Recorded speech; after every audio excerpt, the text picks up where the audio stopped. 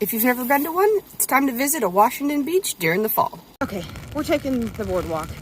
The beach is super soft because of all the rain, so let's do that.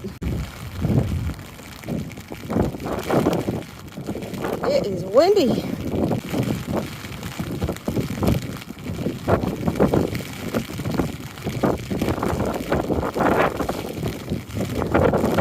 Honestly, umbrellas don't work that great out here.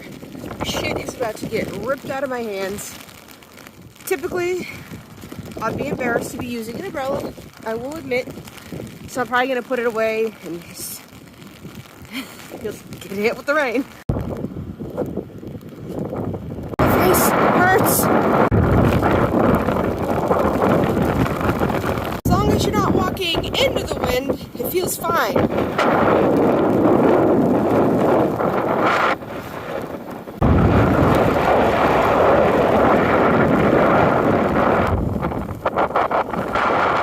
So that might seem pretty horrible to a lot of people, but it's actually exhilarating and refreshing. Even if it's windy and rainy, it's awesome. You gotta get out there.